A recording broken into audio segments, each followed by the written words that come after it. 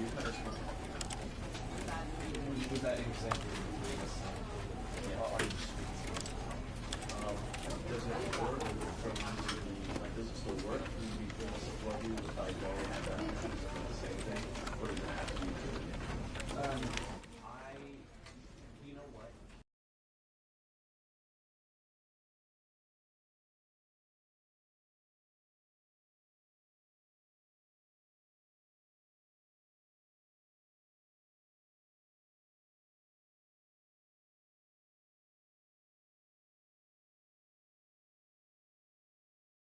This is the story of a man named Stanley. Stanley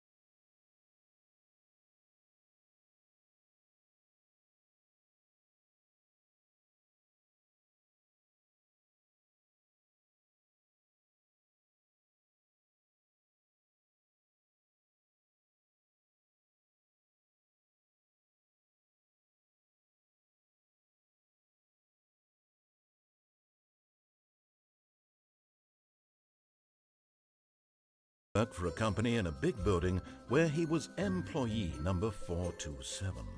Employee number 427's job was simple. He sat at his desk in room 427 and he pushed buttons on a keyboard. Orders came to him through a monitor on his desk, telling him what buttons to push, how long to push them, and in what order. This is what employee 427 did every day of every month of every year. And although others might have considered it soul-rending, Stanley relished every moment that the orders came in, as though he had been made exactly for this job. And Stanley was happy. And then one day, something very peculiar happened. Something that would forever change Stanley. Something he would never quite forget. He had been at his desk for nearly an hour when he realized that not one single order had arrived on the monitor for him to follow. No one had showed up to give him instructions, call a meeting, or even say hi. Never in all his years at the company had this happened, this complete isolation. Something was very clearly wrong. Shocked, frozen solid, Stanley found himself unable to move for the longest time. But as he came to his wits and regained his senses, he got up from his desk and stepped out of his office.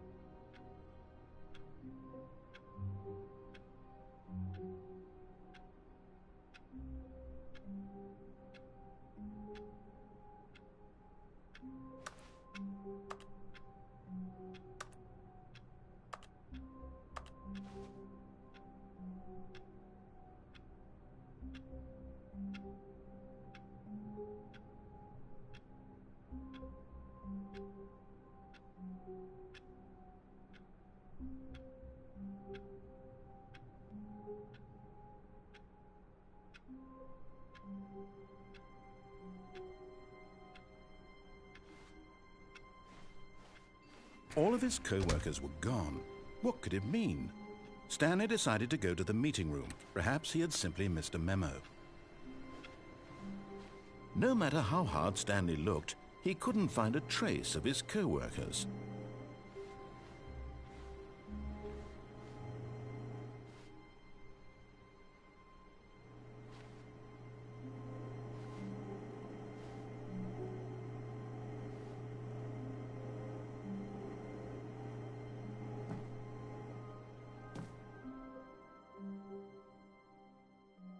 At first, Stanley assumed he'd broken the map, until he heard this narration and realized it was part of the game's design all along.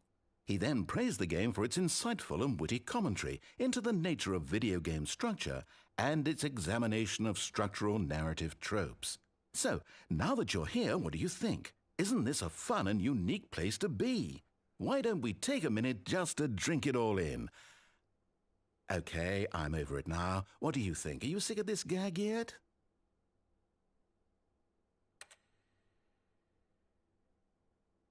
Ah, then in that case we'll continue. But now, here comes the real question. What do you think would have happened if you had told me that you wanted this to stop? Do you think it would have been particularly different? Would I have taken the same idea but rephrased it superficially to fit that answer? Perhaps you never would even have thought of it if I hadn't brought up the issue in the first place. Oh, now think about it. Will it be worth it for you to restart and then come back here just to do the other option? Clearly, this whole gag takes some time. What if the other option is even longer? How long will you spend in total just to have heard all the narration? Oh, and this is rich. Perhaps you've just played the other option, and now you've come to see what happens in this one. So, what do you think? Which choice was the better one? Imagine if you had selected Continue on your first playthrough, how tantalizing it would be not knowing what happens when you pick the other option. Indeed, you are one of the lucky ones. Though if the other option is really miserable to listen to, then perhaps you're not. In fact, I'm just going to say that no one who's listening to this is lucky. Well now, I've built up the other option so much that I'm going to stop talking and leave you to your decision whether to come back here, continue with the game, or just sit in this spot forever and ever. Cheers.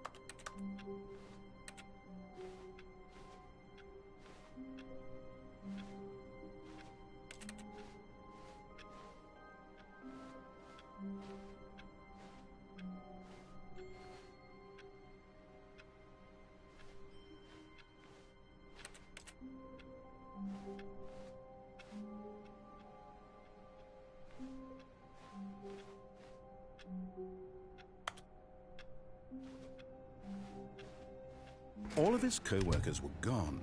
What could it mean? Stanley decided to go to the meeting room. Perhaps he had simply missed a memo. No matter how hard Stanley looked, he couldn't find a trace of his co-workers.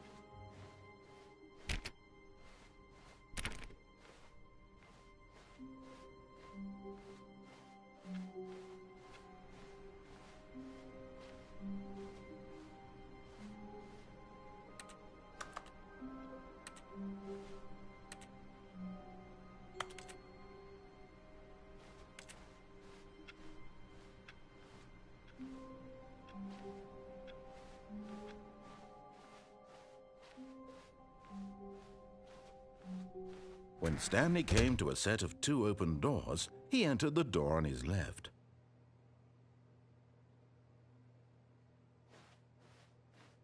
This was not the correct way to the meeting room, and Stanley knew it perfectly well. Perhaps he wanted to stop by the employee lounge first, just to admire it. Ah, yes, truly a room worth admiring. It had really been worth the detour after all, just to spend a few moments here in this immaculate, beautifully constructed room. Stanley simply stood here, drinking it all in.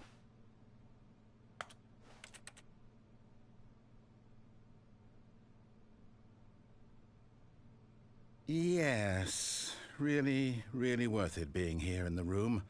A room so utterly captivating that even though all your co-workers have mysteriously vanished, here you sit looking at these chairs and some paintings. Really worth it.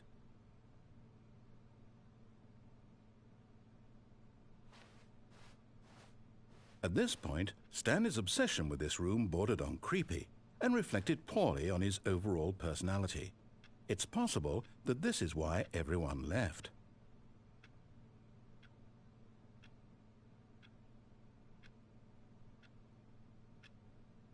Stanley sat around waiting for more dialogue, but when a long time had passed and there was no more, he decided that the game was trying to send him a message.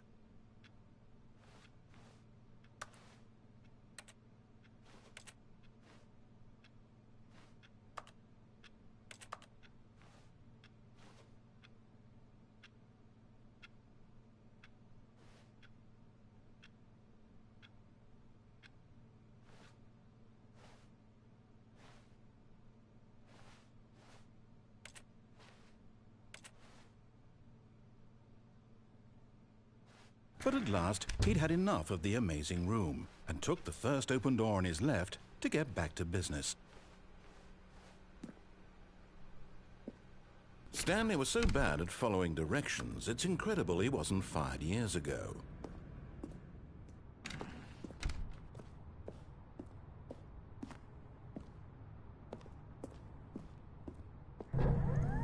Look, Stanley, I think perhaps we've gotten off on the wrong foot here. I'm not your enemy, really, I'm not. I realize that investing your trust in someone else can be difficult, but the fact is that the story has been about nothing but you all this time. There's someone you've been neglecting, Stanley. Someone you've forgotten. What? Really? I was in the middle of something. Do you have zero consideration for others? Are you that convinced that I want something bad to happen to you? Why, I don't know how to convince you of this, but I really do want to help you, to show you something beautiful. Look, let me prove it. Let me prove that I'm on your side. Give me a chance. Now listen carefully, this is important. Stanley walked through the red door.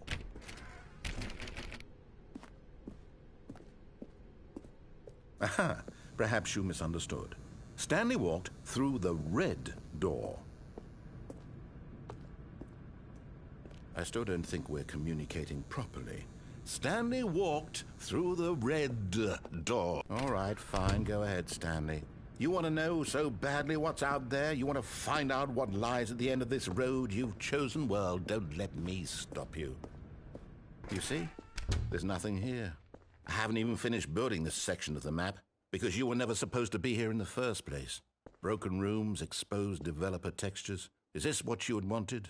Was it worth ruining the entire story I had written out specifically for you? Do you not think I put a lot of time into that? Because I did. And in the end, it was all for nothing, because this is what you wanted to see. Help me here, Stanley. Help elucidate these strange and unknowable desires of yours. What would have made this game better? What did you want to see? Vehicles? Skill trees? Work with me. You've given me absolutely nothing so far. Tell you what. Let me take a stab in the dark at a new design, and you can give me some feedback. There we go. A third option. This already feels leaps ahead of where we were before. Go ahead, Stanley. Take it for a spin.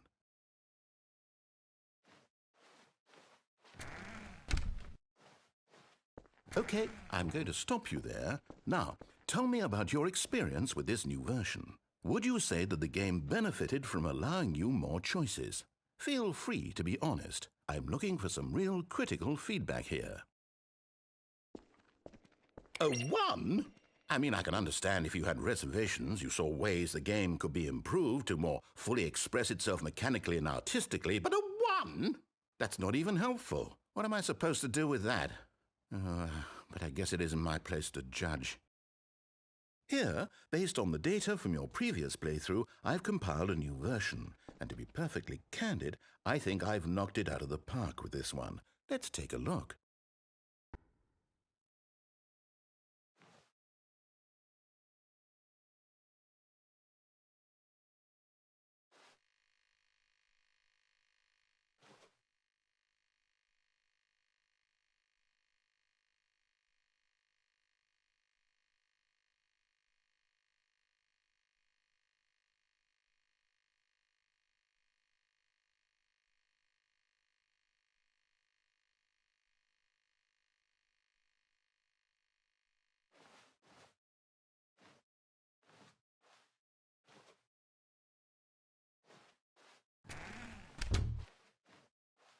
Now, would you say that competitive leaderboard helped you feel motivated to keep walking through doors? Again, honest answers, please. Hey, I nearly forgot. I've got a prototype of a new game I've been working on, and now would be a lovely opportunity to give it some playtesting. You wouldn't mind taking a look at it, would you? Perfect. Let me boot it up.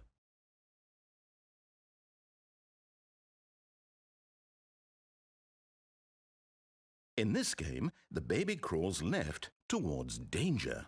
You click the button to move him back to the right, and if he reaches the fire, you fail. It's a very meaningful game, all about the desperation and tedium of endlessly confronting the demands of family life. I think the art world will really take notice. But of course, the message of the game only becomes clear once you've been playing it for about 4 hours. So why don't you give it 4 hours of play to make sure it's effective? Be sure to keep notes on your experience.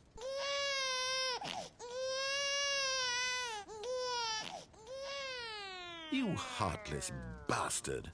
Did you do it because you hate babies or purely to spite me? Because if it's the latter, well, I don't know what to do. I'm completely out of ideas. I can't think of a single thing that might improve the experience for me. I'm not even going to try. I'm out. I'm done. It's over. Thank you for playing. Your input was extremely valuable. Oh, hey, since my game was so awful, why don't we play someone else's game, just to ease the pain? Let's see. What do we have here? Yes, this seems like it'll work. Let's give it a shot.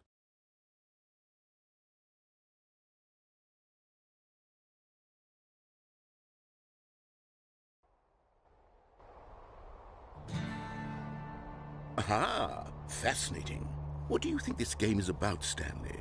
What's our backstory? What is our motivation?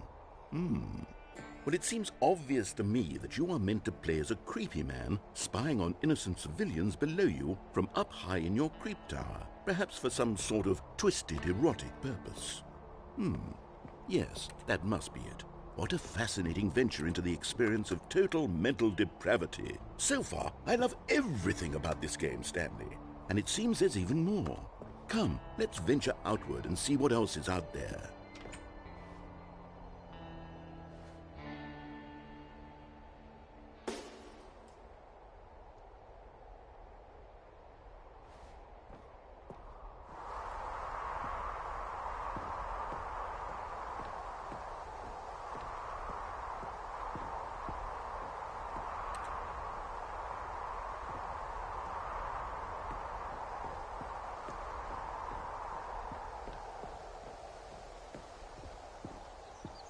Oh, no. No, it can't be.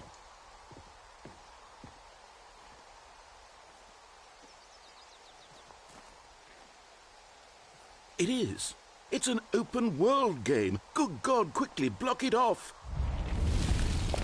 Oh, thank goodness, Stanley. What a close call.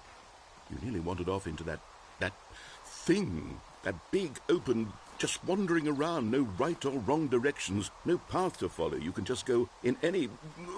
Oh, thank heavens we avoided it. We're out of the woods now, Stanley. Okay, I'm going to get us out of here. Let's find another game. Preferably something with walls. Something with nice, big, insurmountable walls. Okay, I think this will be just the thing.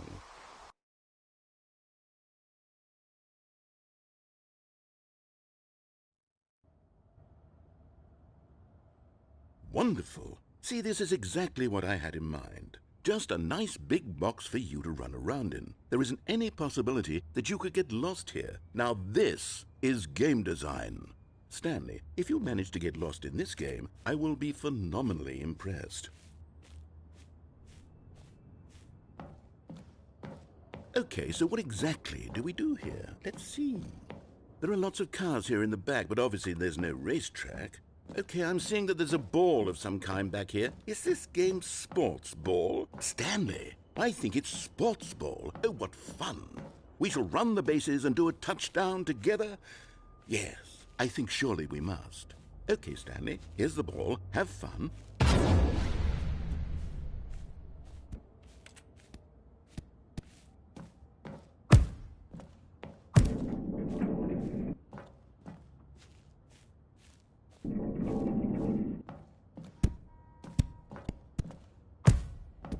Are you doing it? Are you winning? Is this fun? Is it better than my miserable little story that I worked so hard on? Stanley, I have a thought, and I realize I'm not a sportsologist, but if one ball generates a certain amount of raw adrenal pleasure, then surely multiple balls makes for an even more euphoric sports experience. I'm going to try it out. Here comes another ball. Yes! Oh goodness, that really does feel amazing, doesn't it? Stanley, I'm like a child in a confectionery shop. I simply have to have more. I'm insatiable. More balls!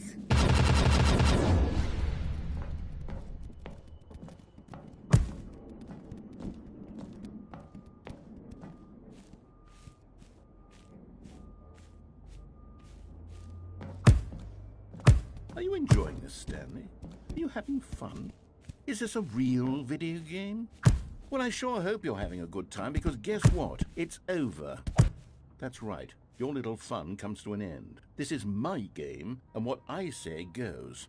You get to have fun when I let you, Stanley. Besides, you need someone like me to set boundaries for you. Without rules or boundaries, video games are nothing. Yes, that's what I am. I'm structure. I'm your sense of purpose. And since you decided you didn't want to play my game, now I don't want to play with you either. So, goodbye, Stanley. I'm leaving. See how you like it when I'm not around to set the rules. Somehow, I don't think you'll enjoy it as much. But who knows? You're an inventive kid. You'll come up with something. After all, you're the one who knows best. Take care, Stanley.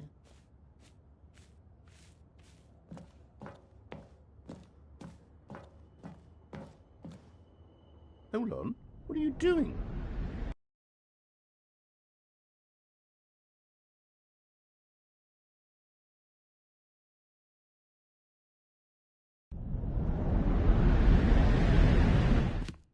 Stanley, don't do that. I can't follow you there. I can't help you. How will you write a story without me? You can't do it. You know that. Stanley, come back.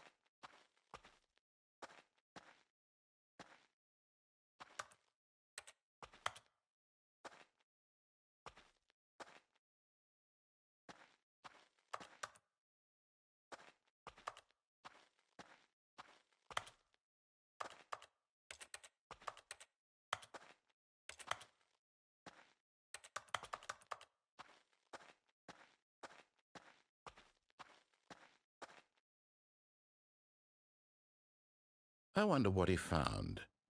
If what he wanted was to be the leading man in his own story, well, perhaps he's gotten it, down in wherever he is right now. I wonder if he's happy with his choice, and if he's learned the heavy cost that comes with it. He'll understand soon what I was trying to tell him.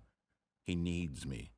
Someone who will wrap everything up at the end, to make sense out of the chaos and the fear and the confusion. That's who I am. That is what I mean to this world. Oh, yes. Yes, I'll be back. There's no other way. Once this ends, after it all comes to a close, then I'll be back. The end will be here soon. Very soon. I can wait.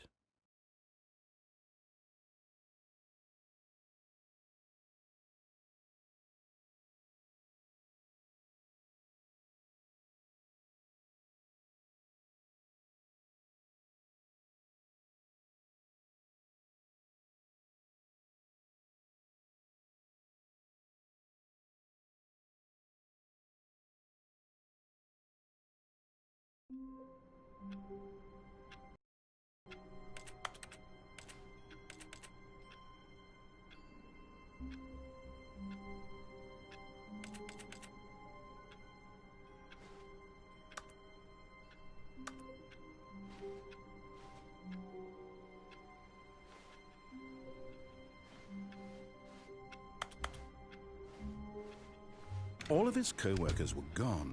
What could it mean? Stanley decided to go to the meeting room. Perhaps he had simply missed a memo.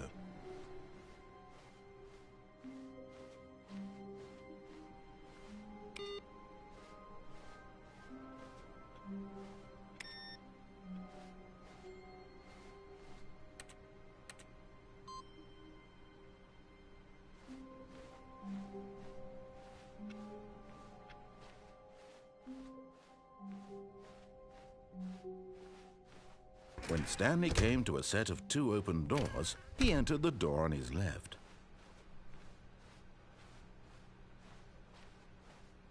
Yet there was not a single person here either. Feeling a wave of disbelief, Stanley decided to go up to his boss's office, hoping he might find an answer there.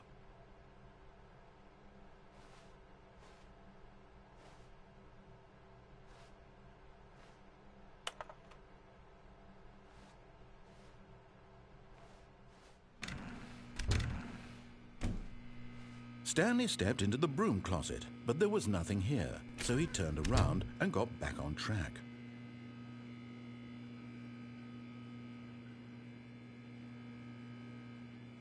There was nothing here. No choice to make, no path to follow, just an empty broom closet. No reason to still be here.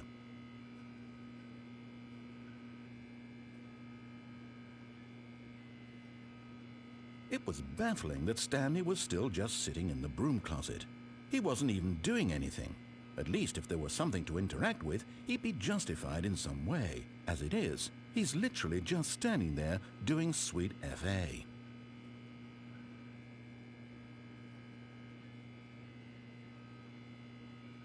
Are you really still in the broom closet? Standing around doing nothing? Why? Please offer me some explanation here. I'm genuinely confused.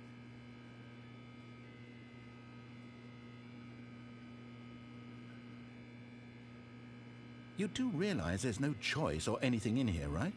If I'd said Stanley walked past the broom closet, at least you would have had a reason for exploring it to find out. But it didn't even occur to me because literally this closet is of absolutely no significance to the story whatsoever. I never would have thought to mention it.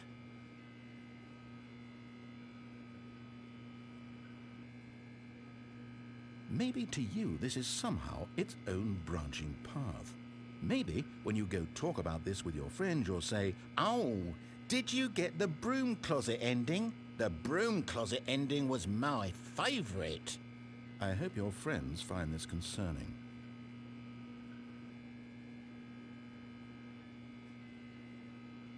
Stanley was fat and ugly and really stupid. He probably only got the job because of a family connection. That's how stupid he is. That or with drug money. Also, Stanley is addicted to drugs and hookers.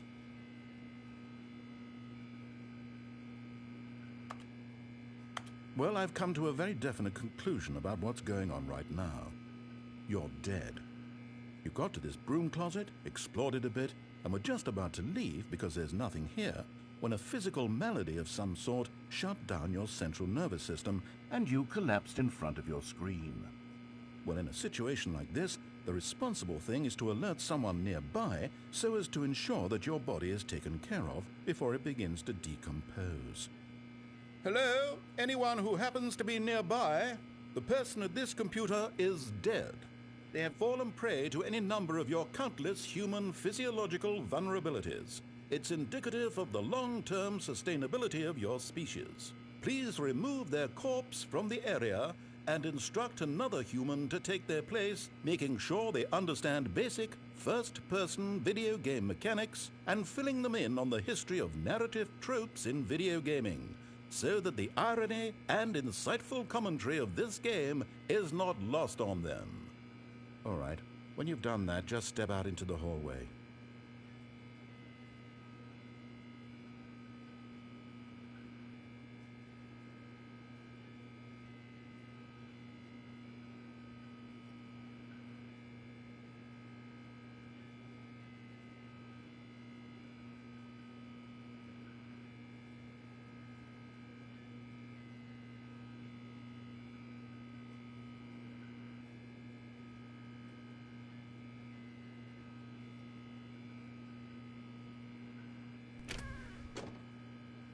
Ah, second player. It's good to have you on board.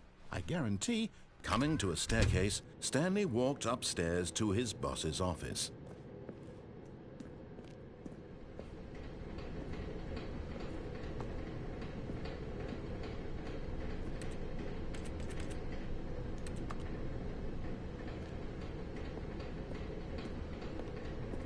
But Stanley just couldn't do it.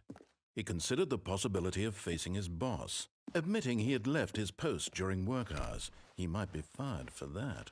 And in such a competitive economy, why had he taken that risk? All because he believed everyone had vanished? His boss would think he was crazy. And then something occurred to Stanley. Maybe, he thought to himself, maybe I am crazy. All of my co-workers blinking mysteriously out of existence in a single moment for no reason at all? None of it made any logical sense. And as Stanley pondered this, he began to make other strange observations. For example, why couldn't he see his feet when he looked down? Why did doors close automatically behind him wherever he went? And for that matter, these rooms were starting to look pretty familiar. Were they simply repeating? No, Stanley said to himself, this is all too strange. This can't be real. And at last, he came to the conclusion that had been on the tip of his tongue. He just hadn't found the words for it. I'm dreaming, he yelled. This is all a dream. Oh, what a relief Stanley felt to have finally found an answer, an explanation. His co-workers weren't actually gone. He wasn't going to lose his job. He wasn't crazy after all. And he thought to himself, I suppose I'll wake up soon. I'll have to go back to my boring real-life job pushing buttons. I may as well enjoy this while I'm still lucid. So, he imagined himself flying and began to gently float above the ground. Then he imagined himself soaring through space on a magical starfield, and it too appeared. It was so much fun, and Stanley marveled that he had still not woken up. How was he remaining so lucid? And then perhaps the strangest question of them all entered Stanley's head. One he was amazed he hadn't asked himself sooner. Why is there a voice in my head dictating everything that I'm doing and thinking? Now the voice was describing itself being considered by Stanley, who found it particularly strange. I'm dreaming about a voice describing me, thinking about how it's describing my thoughts, he thought. And while he thought it all very odd and wondered if this voice spoke to all people in their dreams, the truth was that, of course, this was not a dream. How could it be? Was Stanley simply deceiving himself, believing that if he's asleep, he doesn't have to take responsibility for himself? Stanley is as awake right now as he's ever been in his life. Now, hearing the voice speak these words was quite a shock to Stanley. After all, he knew for certain, beyond a doubt, that this was in fact a dream. Did the voice not see him float and make the magical stars just a moment ago? How else would the voice explain all that? This voice was a part of himself too. Surely, if he could just... He would prove it. He would prove that he was in control, that this was a dream. So he closed his eyes gently, and he invited himself to wake up. He felt the cool weight of the blanket on his skin, the press of the mattress on his back, the fresh air of a world outside this one. Let me wake up, he thought to himself. I'm through with this dream. I wish it to be over. Let me go back to my job. Let me continue pushing the buttons. Please, it's all I want. I want my apartment, and my wife, and my job. All I want is my life exactly the way it's always been. My life is normal. I am normal. Everything will be fine. I am okay.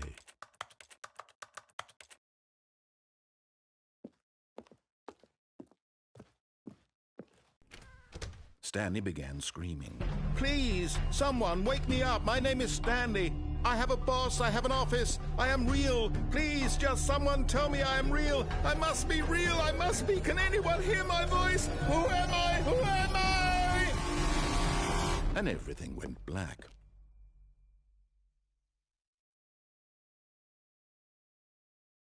This is the story of a woman named Mariella. Mariella woke up on a day like any other. She arose, got dressed, gathered her belongings, and walked to her place of work. But on this particular day, her walk was interrupted by the body of a man who had stumbled through town talking and screaming to himself, and then collapsed dead on the sidewalk. And although she would soon turn to go call for an ambulance, for just a few brief moments she considered the strange man. He was obviously crazy. This much she knew. Everyone knows what crazy people look like. And in that moment, she thought to herself how lucky she was to be normal. I am sane. I am in control of my mind. I know what is real and what isn't. It was comforting to think this, and in a certain way, seeing this man made her feel better. But then she remembered the meeting she had scheduled for that day. The very important people whose impressions of her would affect her career, and by extension, the rest of her life. She had no time for this, so it was only a moment that she stood there, staring down at the body. And then she turned and ran.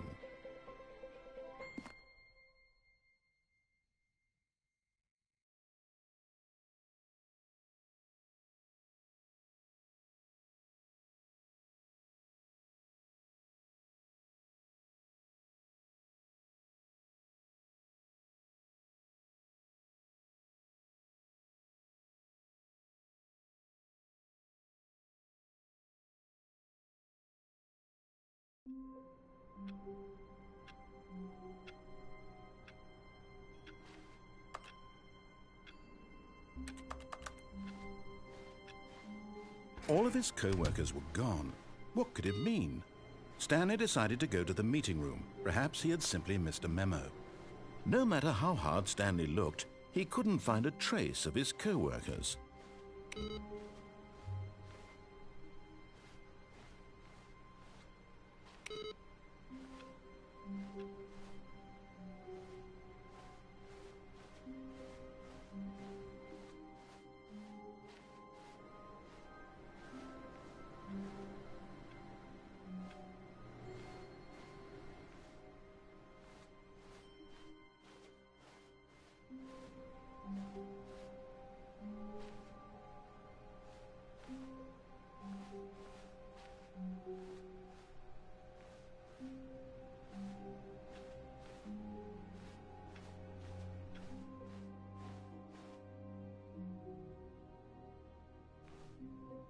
Oh, new content?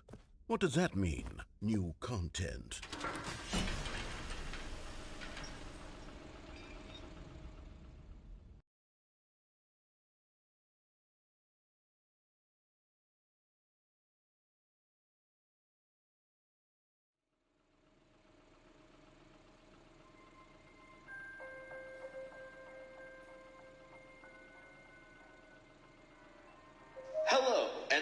for playing the Stanley Parable Ultra Deluxe.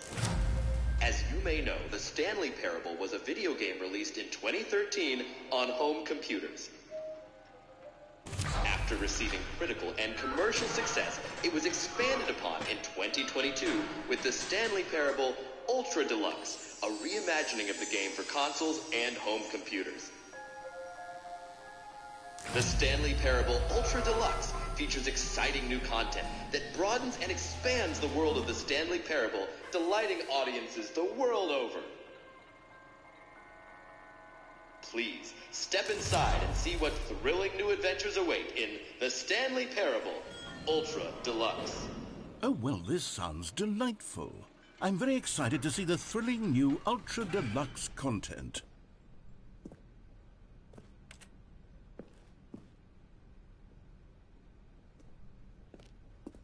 Okay, so far it's an elevator. Nothing special yet, but I'm sure it's just the beginning of a mesmerizing adventure.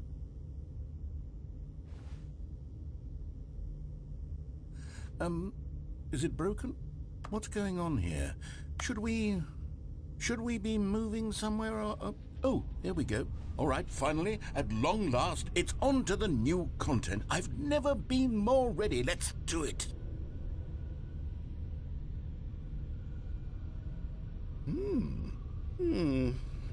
I have to say, initial impressions of Stanley Parable Ultra Deluxe, mostly tedious. It's as if the... Oh, okay. Let's see the content. Gimme the content, Stanley.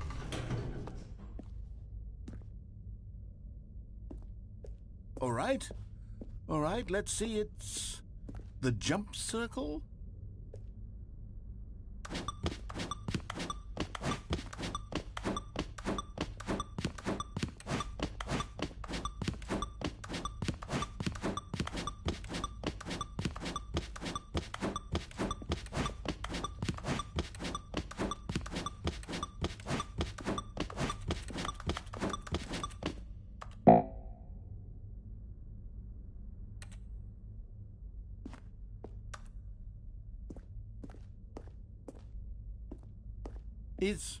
Is that it? Surely that's not all the new content. There has to be something else, right? Goodness. Another elevator. Stanley, I have to say, initial impressions of this game are not positive. It's just elevators and jumping. Is this what passes for exciting new content? If this is new content, then I could just read you the whole dictionary. There's 20 hours of new content right there. Hell, I could count to 30 trillion. You could put that on the box. The Stanley Parable Ultra Deluxe, now with over 1,000 hours of new content. And if... Oh, wait. There's more. Very good. Yes. I knew there had to be something else. Let's see it. I'm ready for whatever it is.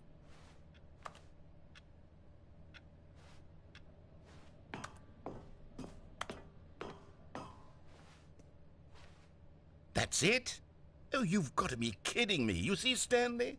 This is what happens when greedy video game developers with no respect for their fan base rush a cheap expansion to market for no reason other than to make an easy dollar. And don't get me started on the level of craftsmanship that's gone into it. In fact, I'm looking right now at the game's trophies, and it's hard to believe one of them actually says, "Test trophy, please ignore." What quality assurance department signed off on this? I'm infuriated and I'm offended, and I intend to find these people on Twitter and hold them personally accountable. It's my fault, Stanley.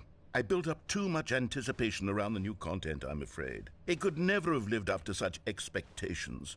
If you're still with me, why don't we just reset the game, and we'll try to get back to what the Stanley Parable is really about. No frills, no gimmicks. Just you and me having a great time together like always. What do you say, friend?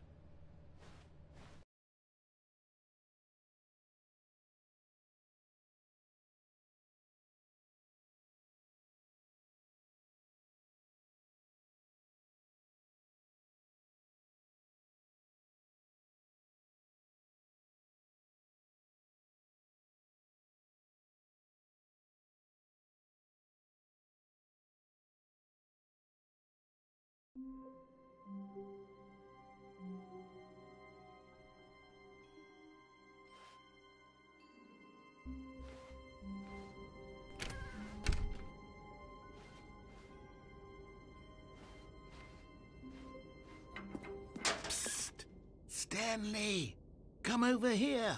In the vent! I want to show you something!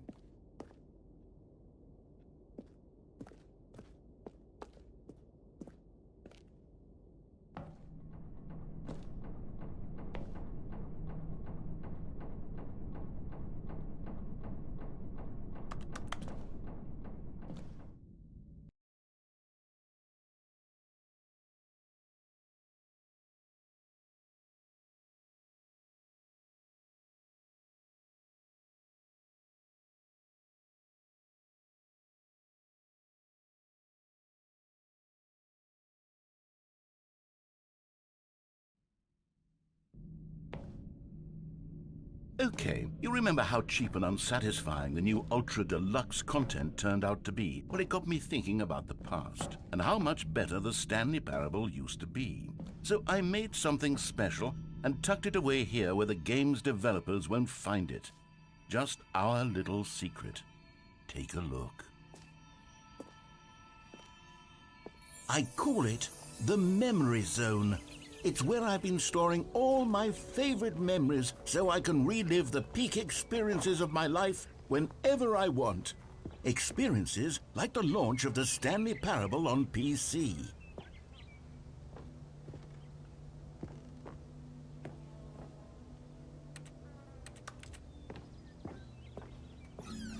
You see, Stanley, doesn't the Memory Zone remind you of how wonderful Stanley Parable was before it was sullied with a cheap PlayStation port?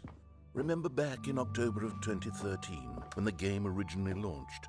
Back then, video games had integrity. Back then, it all meant something. Oh, the waste.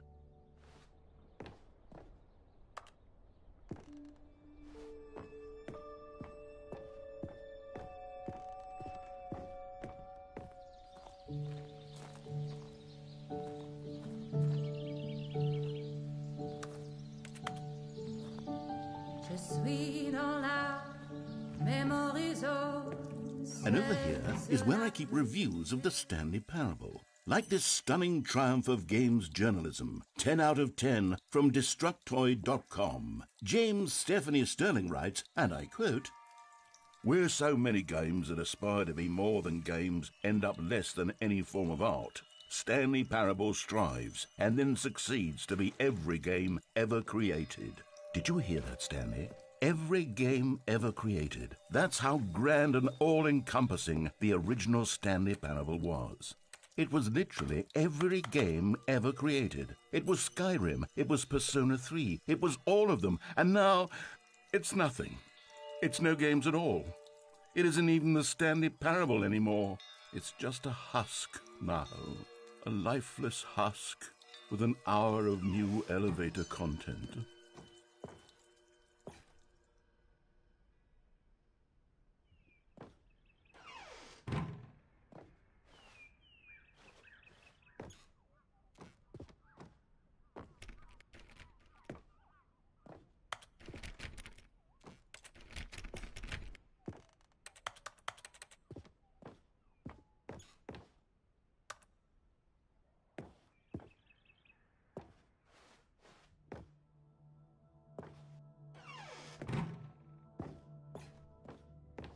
Here's another moving passage, this time from GameSpot.com. The Stanley Parable is both a richly stimulating commentary on the nature of choice in games and one that offers some of the most enjoyable, surprising, and rewarding choices I've ever been confronted with in a game. 9 out of 10. Don't you get it, Stanley? The game was perfect. It didn't need anything else. It didn't need new content. All they had to do was transport it in pristine condition along to the PlayStation, boom, done. And they couldn't even do that. Couldn't resist the urge to go meddling with a beloved franchise.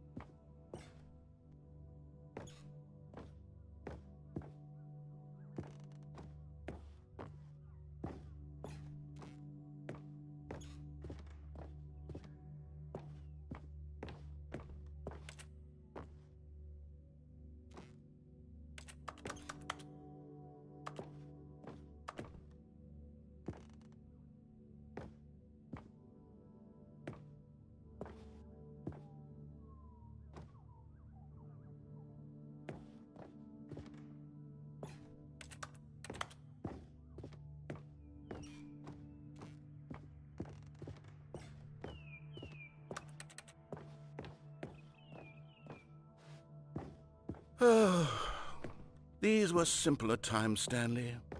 What I wouldn't give to go back, to have it all over again. Wait, hang on. I don't recall this part of the memory zone before. What's this? What's down here? Oh no, oh God, no, Stanley. It's a collection of reviews from Pressurized Gas, the extremely popular online storefront for computer games. I haven't looked at these in years. I can't even imagine what's been collecting down here. Surely these reviews were glowing as well, weren't they? Honestly, I could not be bothered to play this game to full completion. The narrator is obnoxious and unfunny, with his humor and dialogue proving to be more irritating than entertaining. Unfunny! I'm not trying to be funny. I'm trying to make a serious work of art. I suppose I could write up a handful of gags to insert into the Stanley Parable, but the game is already such a densely layered web of profound philosophical insights that I can't even imagine where I'd have the room to stick them.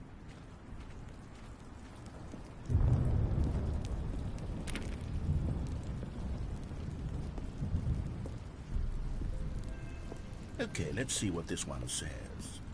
While the idea for the game is good, for someone who prefers non-linear games, this preachiness gets annoying fast. Preachy? Stanley? I'm not preachy, am I? You can tell me if I'm preachy. Honestly, you can. Oh, goodness. This is actually quite shocking for me. Well, to be honest, I had always thought of the game's dialogue as being rather terse to begin with. You can't know how much fluff I cut from the game to get it to feel as light and airy as it... Well, I always thought it did, but maybe it wasn't. Oh dear, what an awful memory to have to hold on to. These black marks on my otherwise unimpeachable track record. I feel like a failure, like I let these people down. Perhaps the Stanley Parable isn't quite as sterling as... What's this one got to say? You constantly have to stop doing anything so the narrator can catch up with his long-winded explanations of what's happening. I wish there was a skip button. A skip button? Well, yes. Yes, I think we can do that. If I'm truly too preachy, then maybe letting you skip ahead for just a moment, surely it couldn't hurt. Not if it means we can strike these negative reviews from the record. Only positive reviews of the Stanley Parable. That's my motto today, and it's always been my motto. I'd do anything for the customer, Stanley. Yes, a skip button we shall have. And here it is. Go ahead and give it a shot. I'll pop you forward in time. Oh, you're back, you see. You were only frozen in time for a few minutes, but it was plenty of time for me to deliver a long, rambling monologue full of unnecessary verbal flourishes and lengthy ruminations on the nature of choice in video games. Of course, I happen to believe it was perhaps one of my more profound such ruminations. Not that, of course, you need a description of it, but if I had to describe it, I'd say it was perhaps less of a rumination and more of a treatise. Or maybe a manifesto. Well, there's sport. You really did catch me rambling on a bit, didn't you? But that's the power of the button. The minute I start to go off on a thoughtless display of self-absorption... Okay, welcome back, Stanley. Now, I should say that the amount of time the button has been skipping through is becoming longer and longer. That last one was, well, I want to say maybe 30, 45 minutes? Stanley, please don't push the button again. It's been 12 hours. You've just been frozen there. I don't know why the skips are getting longer, but they're really... Oh, Stanley, you're back. You're back. Oh, my goodness. I have someone to talk to again. Stanley, I think it's been a week. Or 2 weeks.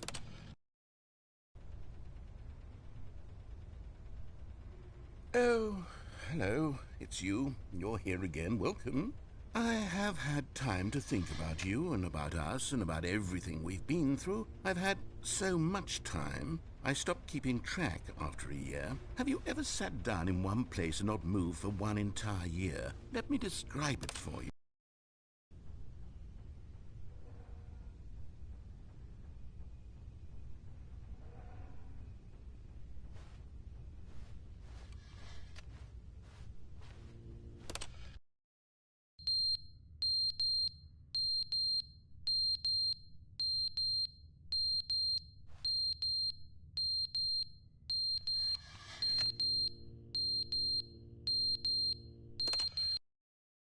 But they didn't understand the game was never meant to be funny. It was meant to have a point. It was meant to speak to the human condition. But where are the jokes? Where are the jokes? They bemoaned, they screamed, they gnashed their teeth and said, entertain us. It wasn't enough. They had to leave a pathetic little thumbs-down review and make all of their pitiful demands. But then, he's talking too much, they said. First, he didn't entertain us, now he won't shut up. It's the inconsistency, it's the lack of accountability, it's the unwillingness to examine with an uncompromising.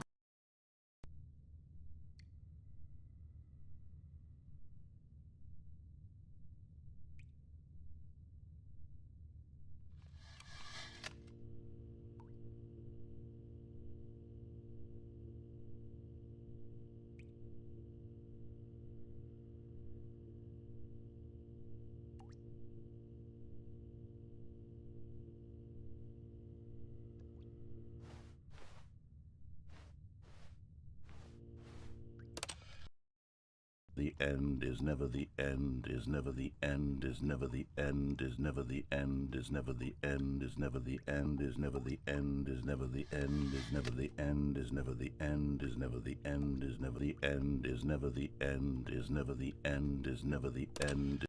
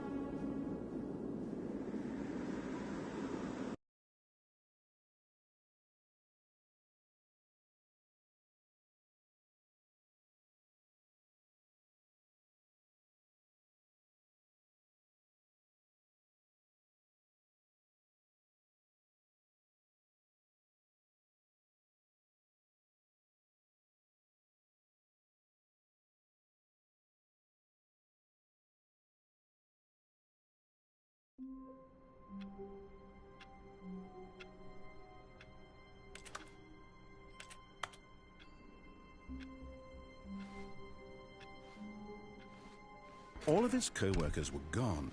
What could it mean? Stanley decided to go to the meeting room. Perhaps he had simply missed a memo.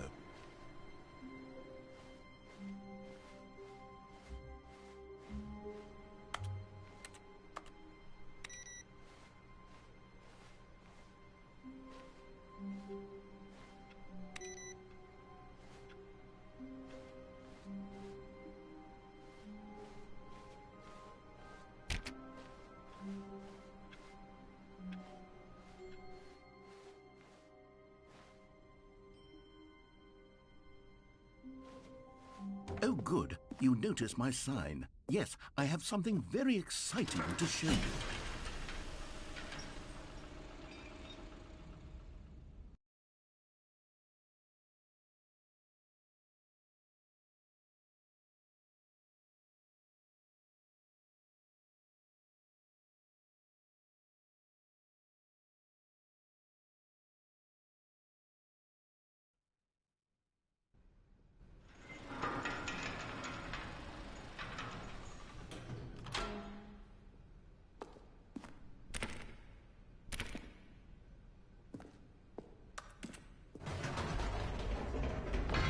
You see, Stanley, I've been reflecting on the Stanley Parable and about how roundly disappointing this ultra-deluxe version has turned out to be.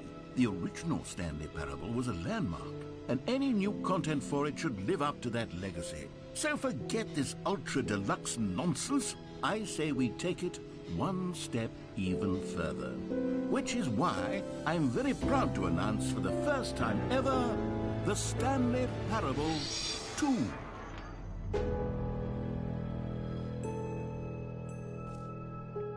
Yes, you see, isn't this far superior to a measly port with a few minor additions? Think of all the new territory we'll cover with a fully fledged sequel. An entirely new experience, built from the ground up. Why, there are so many possibilities. It could go in so many different directions. This is what fans have truly been asking for.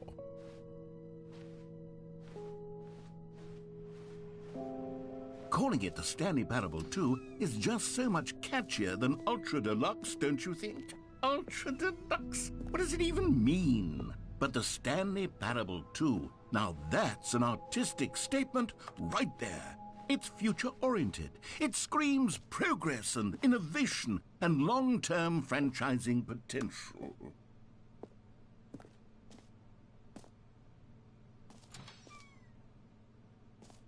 Now, to be clear, I haven't quite nailed down what exactly the Stanley Parable 2 is going to be, but let's take a look at some of the features I've been developing for it. I figure that if I can loosely organize a handful of interesting concepts, that surely the game will sort of naturally spring up around them. It'll all work itself out. Game development is much more of a fuzzy magic than anything scientific or logical, really.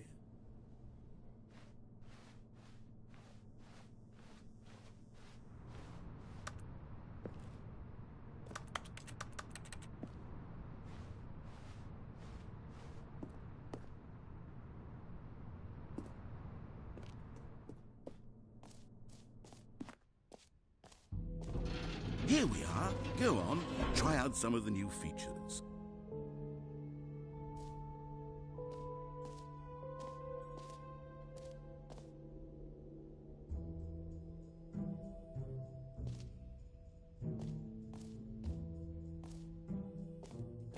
For the Stanley Parable 2, I asked myself, what do players really want? And of course, the first and most obvious answer is that they want to be individually recognized and validated as people. So with that sorry, I should have clarified. Right now, the button only says the name Jim. But of course, in the final game, this button will say your name, whatever name that is. Here, let's have you role-play as Jim to really simulate the full experience of this feature. Just play along. I promise you'll love it. Okay, here we go. Let's take a deep breath, clear your mind, forget whoever you are, and simply become a person named Jim. I want you... Jim. Whoa, hold on. I wasn't finished setting up the backstory. If you don't properly roleplay as Jim, then you'll never understand the impact of this button. Otherwise, it's just a stupid button that says somebody else's name. Okay, we're doing it again, and this time let me finish first. Now, allow yourself to become Jim. Imagine yourself driving... Jim. All right, fine, whatever. It's just a meaningless button that says Jim. Are you happy now? Get out of here. I'm done with this button. Why don't you go humiliate me in front of a different feature that I worked very hard on? Jim. See, if you'd only played along, that would have been your name the button says, but no. Instead, I can't even think about it. I'm taking the Jim button away. Jim.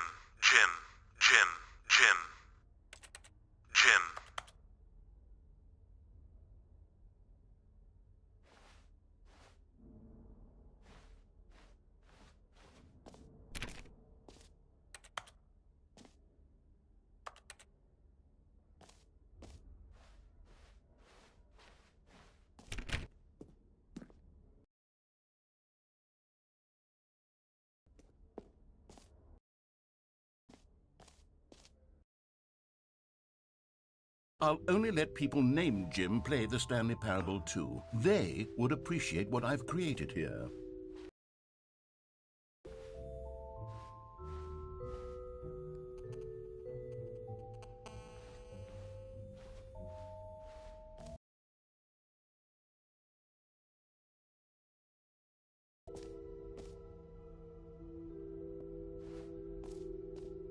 Okay, I'll be honest, I haven't yet decided on this one. I think that in the new version, the office could use a bit of decoration, like balloons. But I'm undecided on Get Well Someday and Happy 12th Birthday. Which would you go with?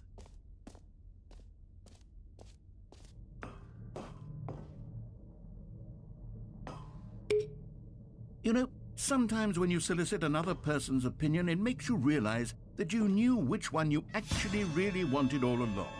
Get Well Someday it is.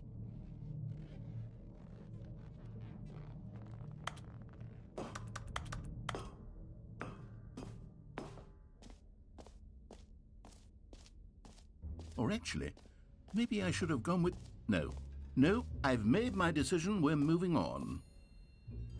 You know what? Let's bring the jump circle back for Stanley Parable 2 as well. It's a... Oh, wait. You already spent all your jumps the first time we saw the jump circle. Oh well. I suppose it can just be a nice decorative piece then.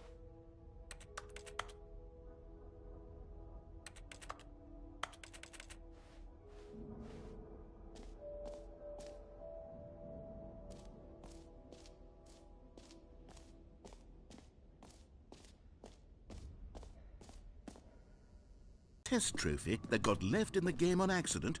Well, I'm developing a technology to simply give you the trophy. Yes, exist. Right now, the trophy is still fully broken. I'm not a wizard, Stanley, but I guarantee it will be fixed in the sequel to at last satisfy the hordes of ravenous fans all over the world who have been uproariously demanding this feature. Gamers, we hear you, and I promise it will happen.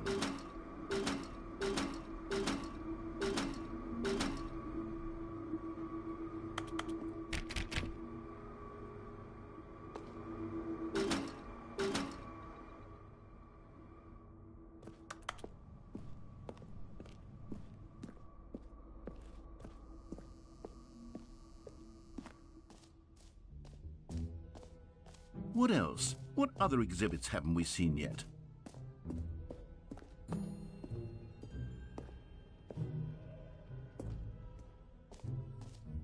Ah, collectibles. Nuns. And what's truly innovative is that there will be no reward for collecting all of them. I don't want to stifle the intrinsic joy of watching a number go up. You simply collect all of them, and then you move the hell on with your unremarkable life.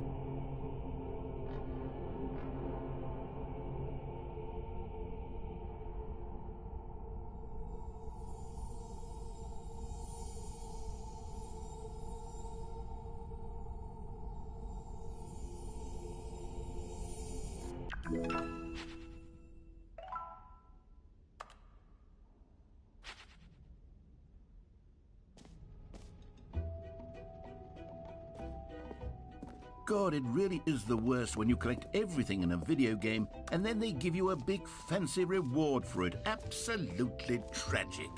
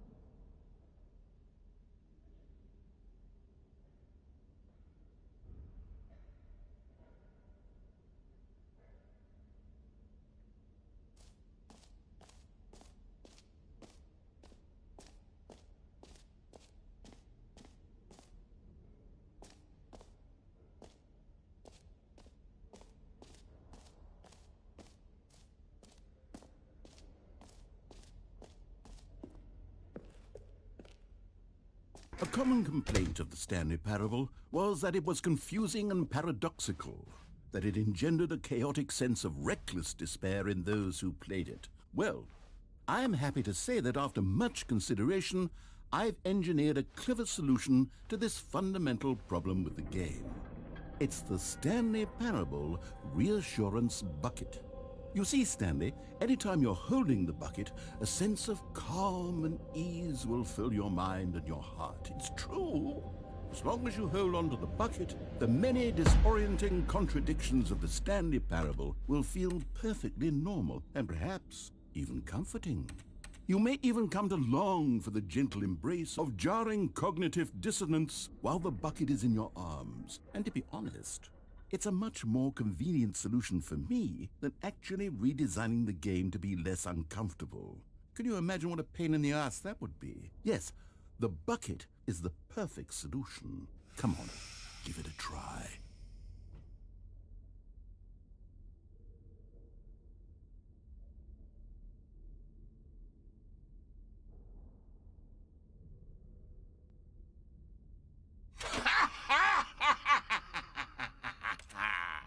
Can you feel it? The glow of comfort, even in the face of crushing despair, must already be sweeping through your body. And in fact, can I say that I do believe the bucket lends you an air of charisma as well? I think that just holding it has made you the slightest bit more attractive as a person. The benefits of the bucket seem to go on, don't they? All this and more await you in the Stanley Parable 2.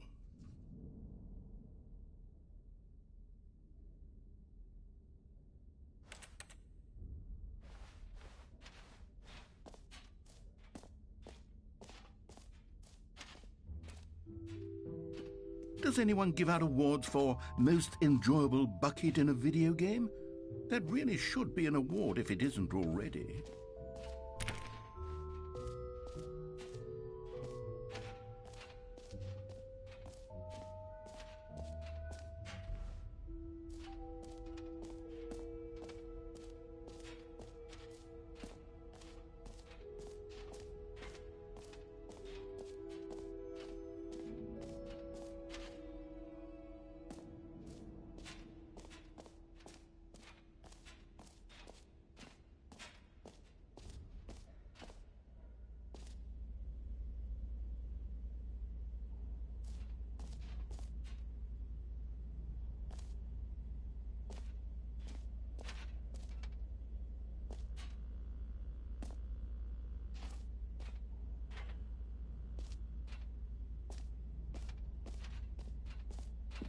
Stanley, here's an idea that I'm truly fond of. It's never been done before in a video game.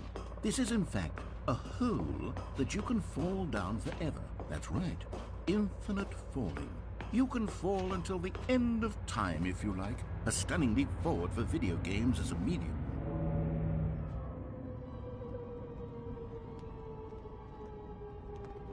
You see, isn't it wonderful? One of my more ingenious concoctions, if I do say so. Now then, since you've gotten to see the infinite hole, you can press the teleport button to pop back up to the top, and we can continue onward. Now, I don't mean to be a bummer, but I do recommend you use the teleport button to go back to the top. Maybe do it on the sooner rather than later spectrum of things.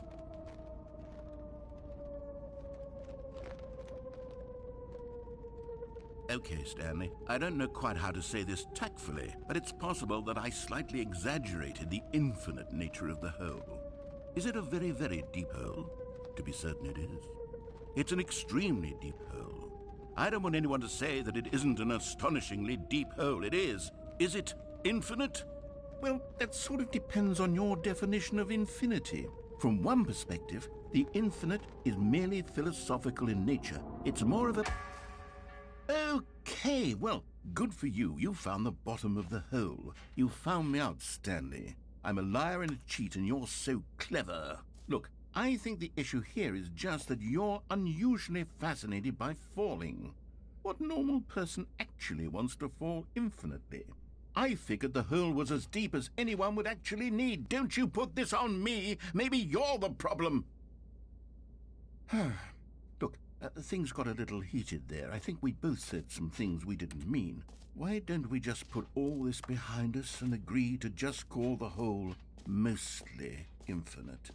If that works for you, then go ahead and press the teleport button to warp up to the top of the hole and we can move on. I'll just be up here when you're ready. Great! Now, I'm very excited to show you even more of my ideas for the sequel. Oh, for heaven... You see, I was right. The problem is you. The problem is that you like holes too much. Not normal. A normal person would have said, yep, that's an infinite hole right there, goes on forever till the end of time. Don't need to see it all, but not you. Oh, no, no, no, no. You have a weird sort of... Oh.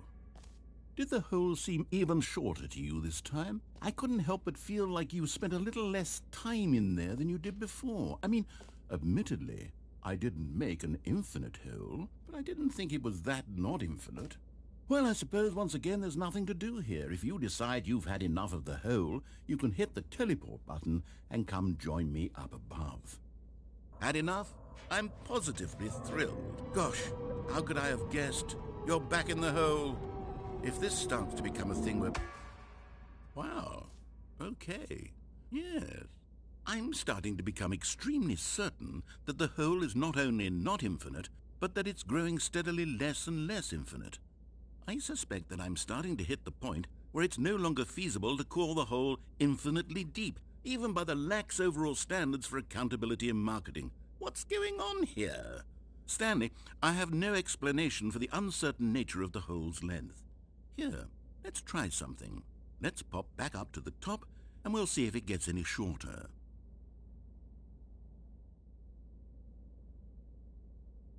Well, there it is. The shame of my lie has come to haunt me. Not only is the hole not infinite, but it's barely even a... How is this still appealing to you? I know you're obsessed with holes, but at this depth, I just can't see this scratching the itch. Oh, who am I to judge? You just do whatever it is you're here to do and hit the teleport button when you're ready to move on. Is the, teleport button not working?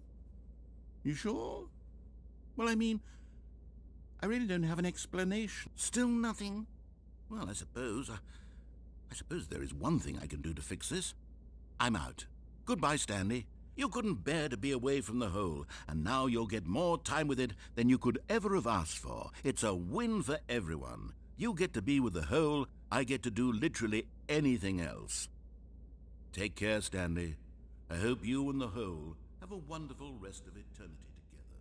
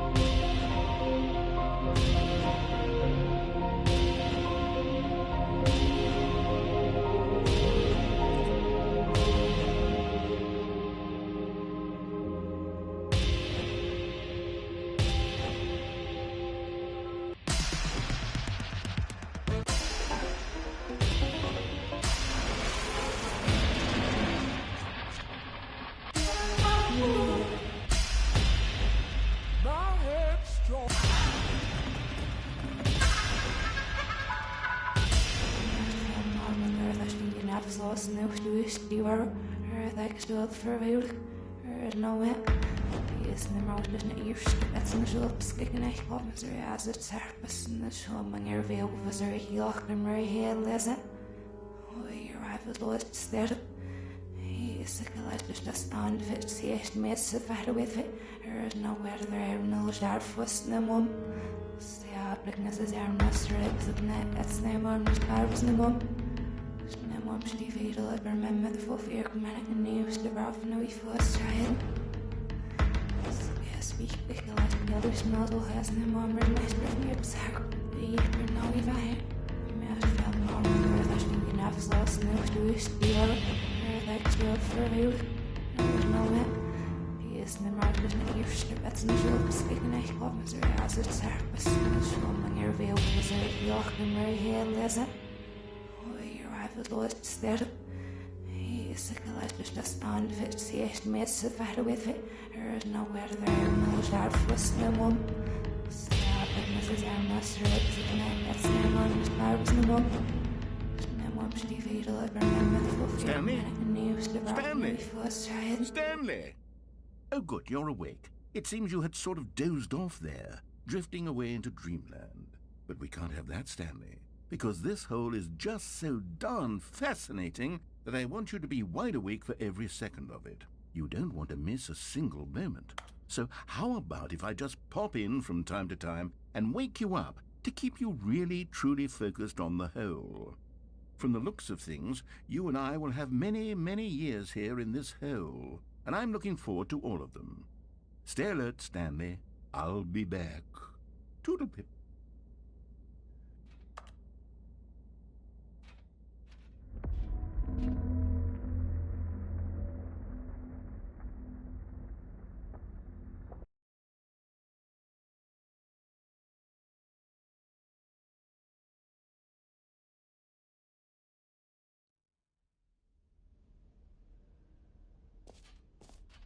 Here we are. Go on, try out some of the new features.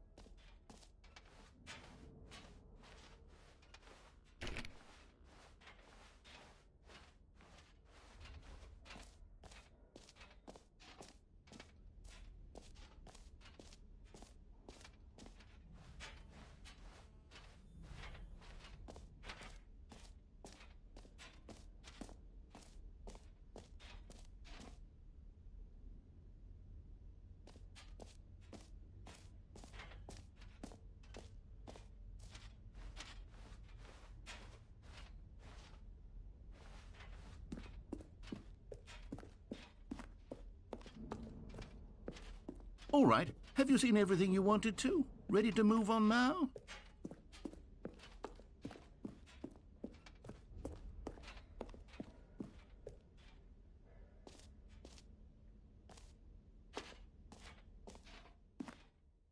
So, Stanley, what do you think? Do you like all of the new features? Yes, I know it's not exactly clear yet how exactly these features will come together as one single coherent video game, but I can feel it in my soul. It's going to work. There's definitely a good game in there somewhere. Say, let's do an experiment. I'll arrange these new features together, and we'll see whether or not it coheres into a meaningful gameplay experience. Okay. Are you ready? Here it is. I give you the Stanley Parable 2.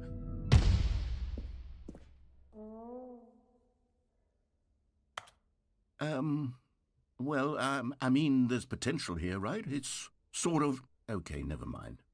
Hold on. Let me do a different arrangement. Okay, yes, this is much better. I feel good about this. Here we go. Version 2. Who am I kidding, Stanley? This isn't a coherent video game at all. It's a lot of gags. And I do very much enjoy creating gags, but they don't add up to anything. I wanted more than anything to create a sequel that would capture all the magic of the first game. I wanted fans to love it. No matter how good these gags are, they won't stand on their own. They would need the structure and the gameplay of the original. Wait, maybe that's it. I can take the original Stanley Parable and simply, well, insert a few of my new features into it. Tastefully, of course. With respect. With care for the vision and integrity of the original game. Would it possibly work? I suppose it could. But it would need a really, really tremendous title screen. A title screen that says with bold and uncompromising conviction, "This is the Stanley Parable 2." Let me see if I can whip something up. All right, perfect. Go ahead. Take a look.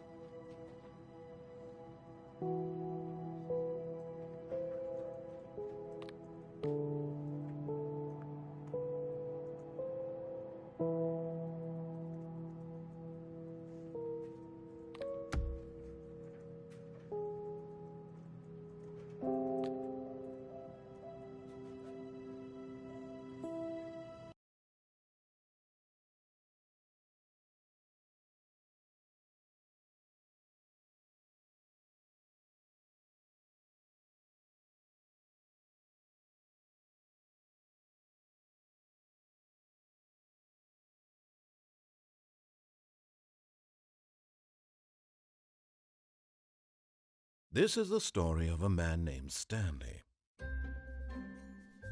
Stanley worked for a company in a big building where he was employee number 427. Employee number 427's job was simple. He sat at his desk in room 427 and he pushed buttons on a keyboard. Orders came to him.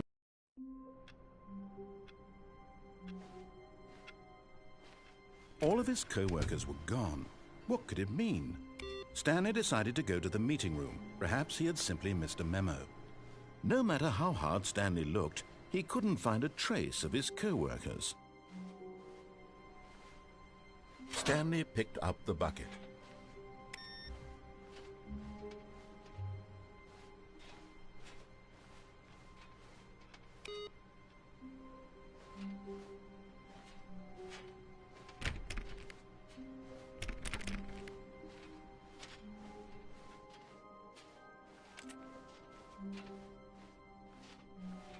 Stanley clutched the bucket tightly to his chest and entered the door on his left.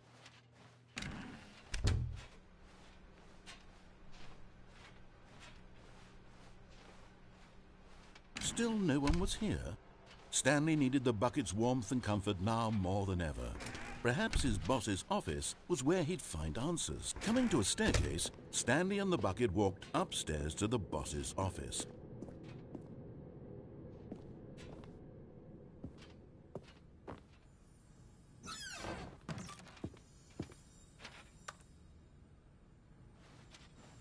You found one of them. One of the miniature Stanley figurines. Remember, no reward for collecting all of these, only the intrinsic pleasure of a job well done. You can't buy that sort of happiness, Stanley. God knows I've tried. So, I implore you to savor each and every moment you come across one of these beautiful figurines.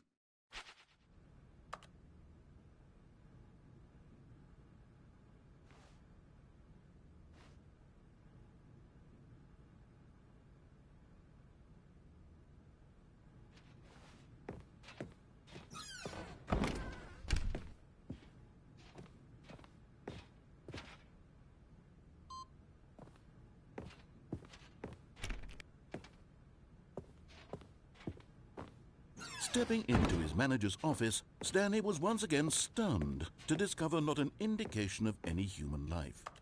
Crushed by the weight of this revelation, Stanley may have broken down into an emotional dumpster fire if not for the soothing presence of the bucket. Even now, in his darkest of hours, did the bucket's warmth and guiding light pierce the dark clouds of confusion and chaos. It would be with him always. The bucket would, and he knew it. The two of them were inseparable. At this point, Stanley was so absorbed in the tender spiritual connection he shared with the bucket that he didn't notice the keypad behind the boss's desk. Nor in his bliss of simply being near the bucket did he have any notion that the PIN number for the keypad was 2845.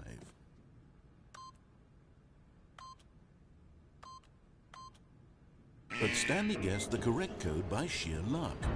Was it that the bucket knew all along? Was the bucket guiding him? Yes, this is certainly the most logical explanation.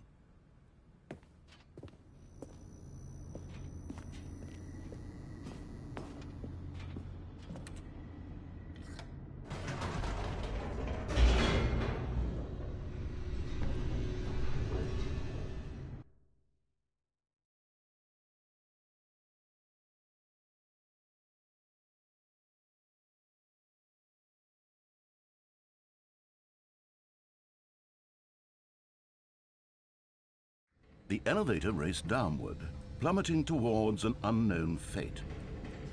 It would be all Stanley could do to keep himself together, if not for the bucket. Soothing him, comforting him, reassuring that in this darkest moment of uncertainty, he would be all right. The bucket is here for you, Stanley. Everything will be fine.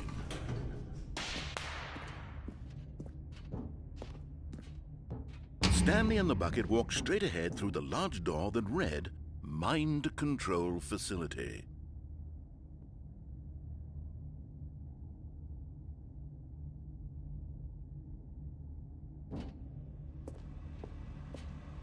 Although this passageway had the word escape written on it, the truth was that at the end of this hall, Stanley and the bucket would both meet a violent death.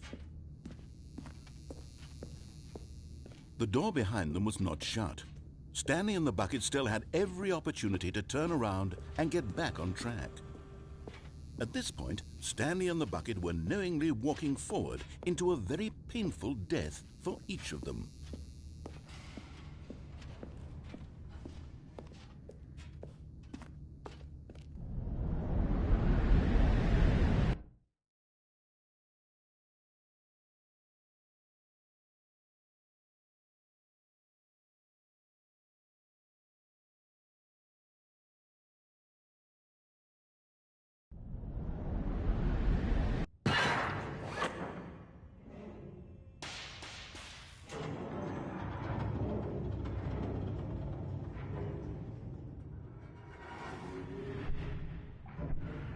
As the machine whirred into motion and Stanley and the bucket inched closer to their demise, Stanley reflected on how meaningless the bucket's warmth and comfort had turned out to be. To be sure, it puts the mind and the soul at ease to embrace the bucket, but what use is a sense of ease when you're about to be crushed to death? This is what Stanley thought to himself, and he sort of kicked himself for wasting so much time carrying a bucket everywhere. Farewell, Stanley.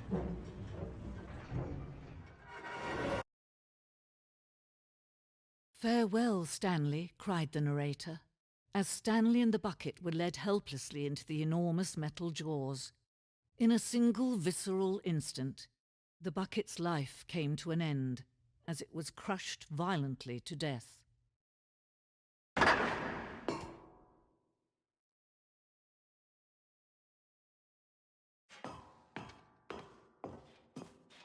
It was a shame, the death of such a magnificent bucket. It's true that all buckets are radiant in their own way, but this one stood above the rest. It was a glorious bucket to behold.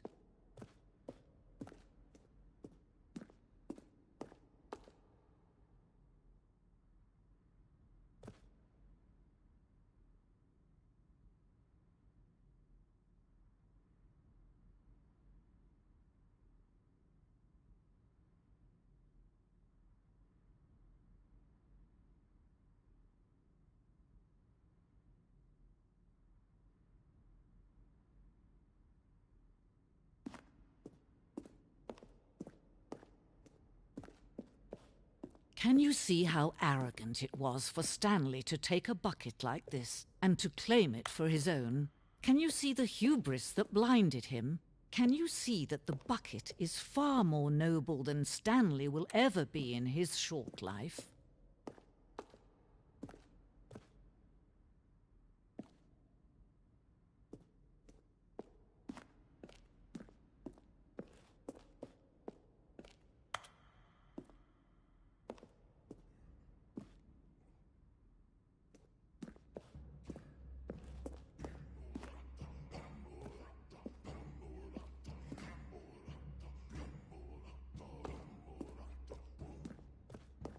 No man can own a bucket, and certainly not a bucket as dazzling to behold as this one. It is man who should kneel before the bucket.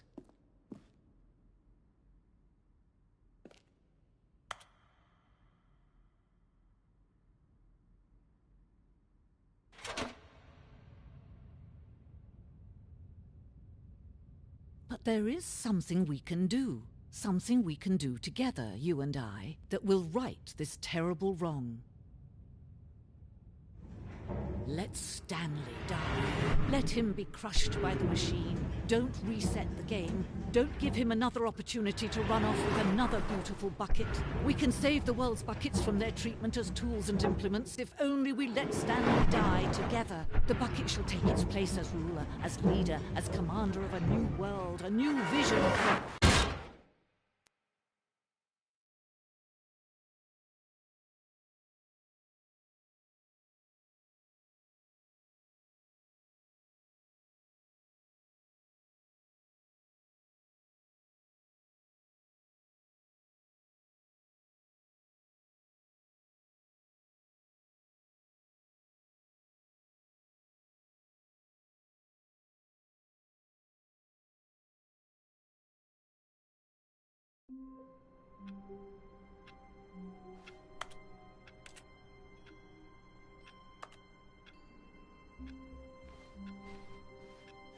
I can't wait to tell this story to my co-workers, Stanley thought. How amusing they'll find it. Oh, won't we all just laugh and laugh at the time I thought everyone had gone missing. No matter how hard Stanley looked, he couldn't find a trace of his co-workers.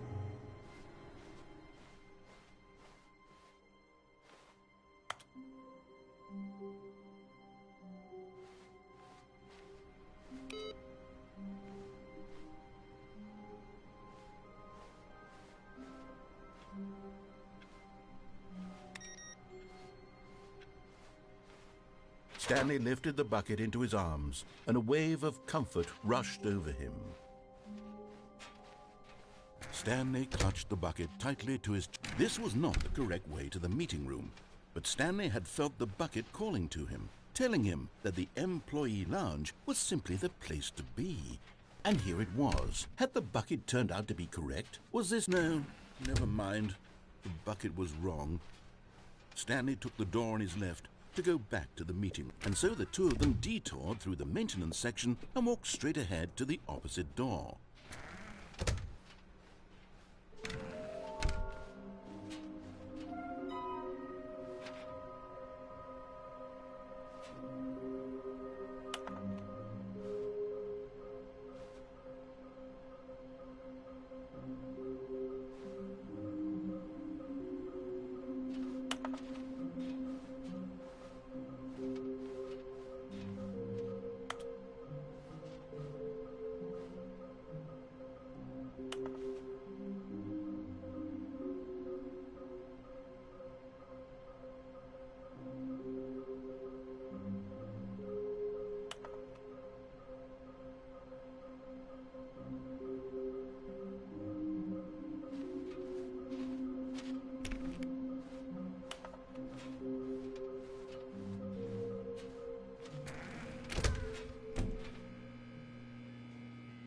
Oh, Stanley, can you feel it?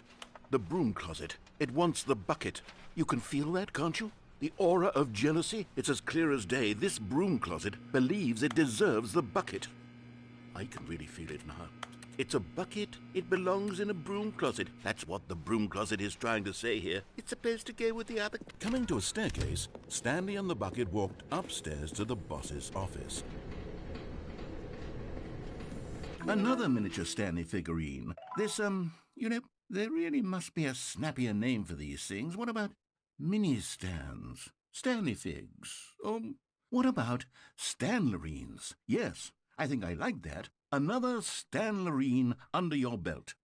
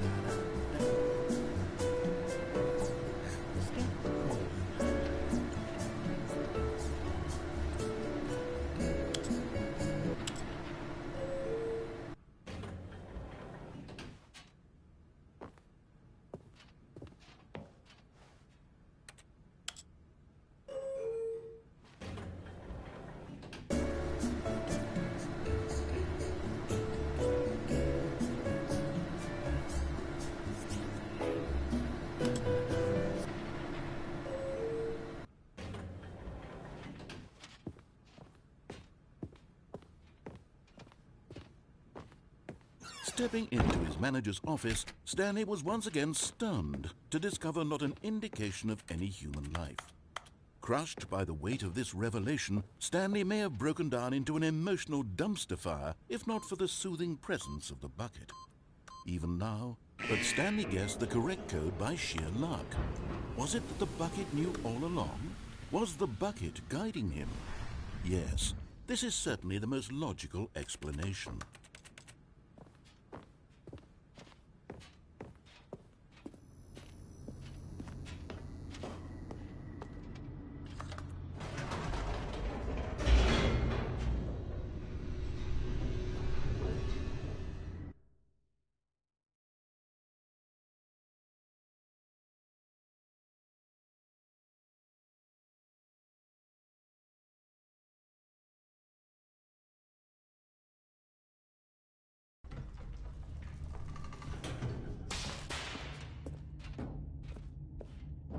Stanley and the bucket walked straight ahead through the large door that read, Mind Control Facility.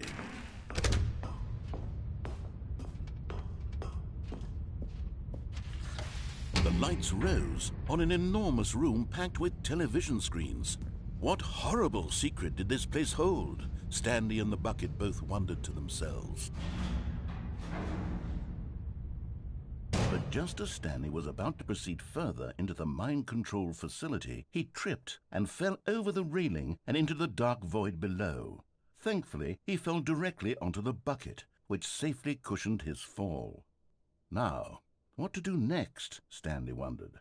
Stanley and the bucket could find no way out of this enormous pit, and so eventually they decided that the best thing to do would be to simply get comfortable down here.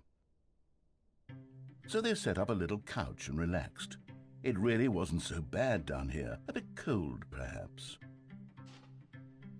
After some time had gone by, they installed a few shelves as well, and a sort of kitchenette that was useful for when the bucket was craving paninis.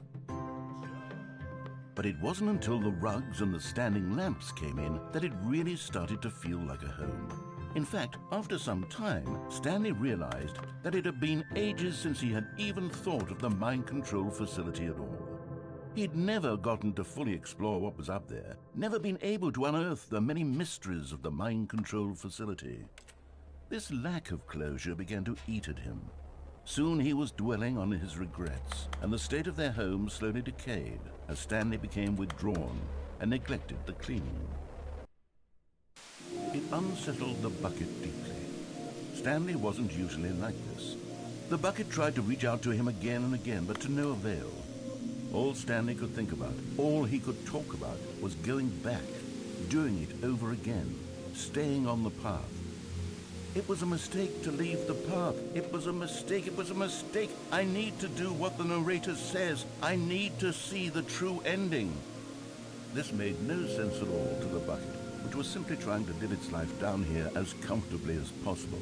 Yet Stanley was unconsolable. This isn't an ending.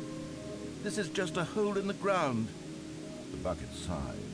True, it wasn't an ending. But it's where we happen to be. And maybe, possibly, if we accept the reality of things, maybe this will become an ending eventually. It's what the bucket was counting on. The two of them waited for a very long time.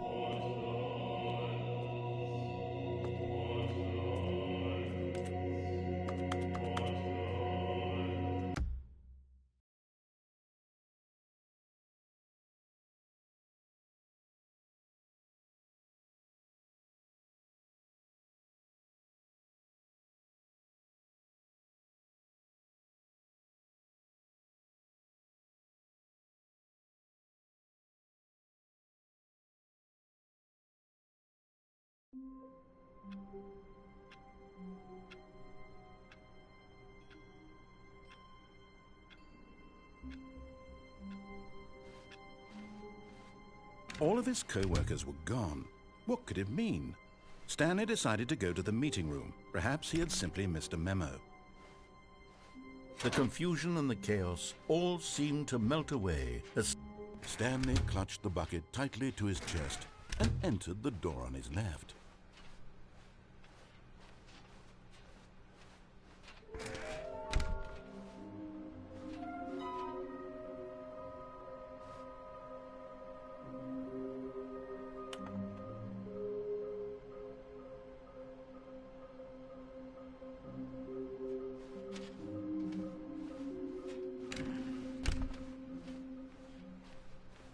Coming to a staircase, Stanley and the bucket walked upstairs to the boss's office.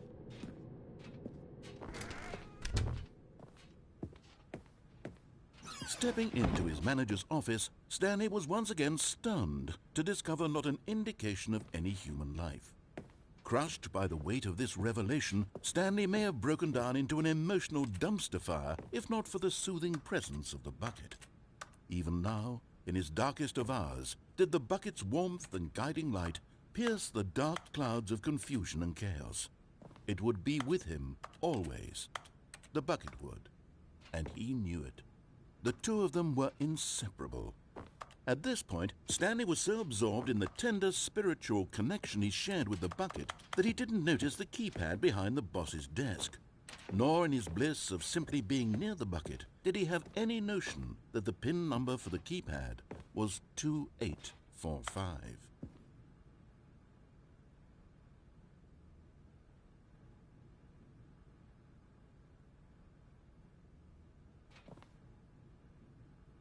Stanley just sat around twiddling his thumbs.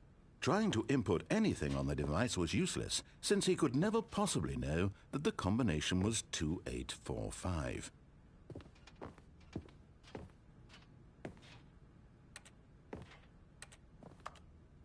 "2845.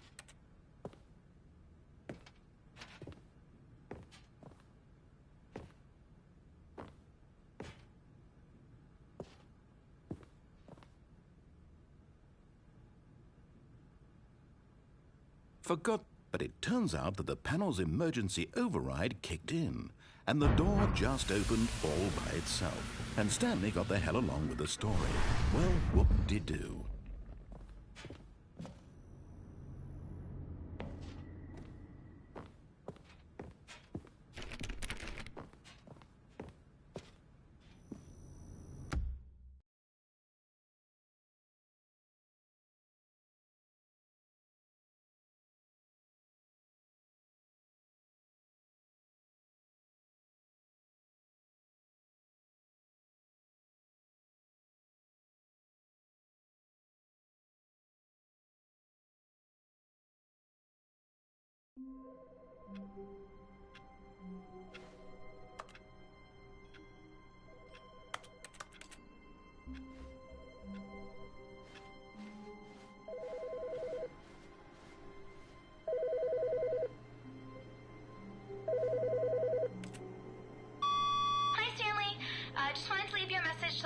There's a few things I need you to pick up on your way home from work today.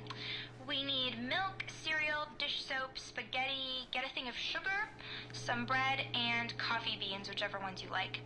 I'll give you a call if there's anything I forgot. Thanks, sweetie. See you tonight.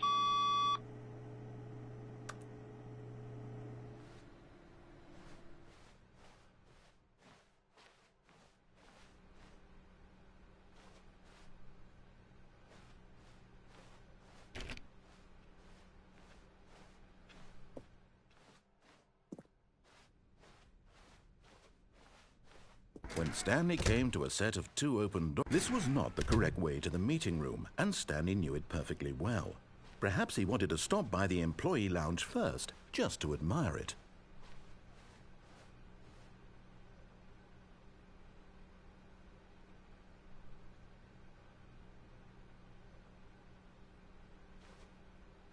The lounge was sublime, a work of art. But eager to get back to business, Stanley took the first open door on his left. Stanley was so bad at following directions, it's incredible he wasn't 5 years ago.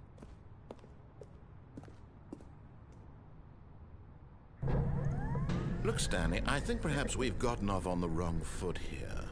I'm not your enemy, really, I'm not. I realize that investing in your trust, but in his eagerness to prove that he is in control of the story and no one gets to tell him what to do, Stanley leapt from the platform and plunged to his death. Good job, Stanley. Everyone thinks you are very powerful.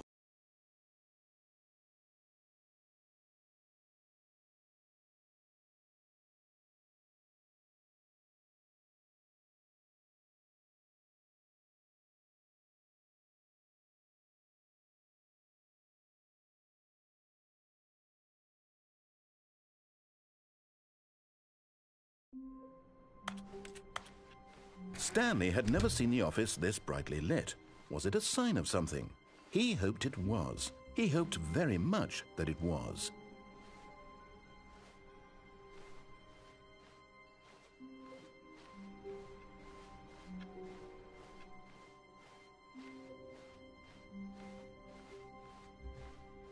When Stanley came to a set of 2 open doors, this was not the correct way to the meeting room, and Stanley knew it perfectly well. Perhaps he wanted to stop by the employee lounge first, just to admire it.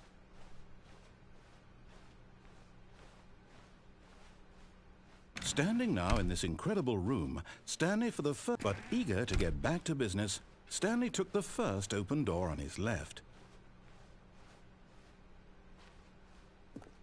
Stanley was so bad at following directions, it's incredible he wasn't fired years ago.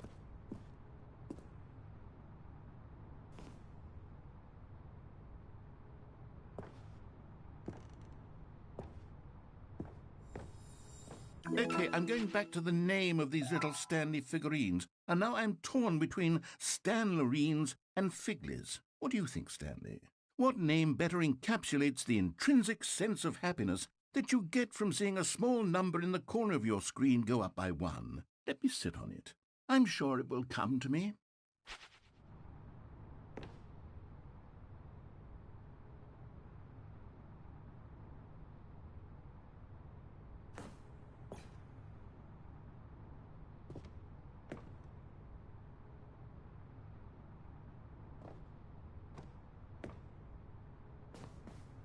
But in his eagerness to prove that he is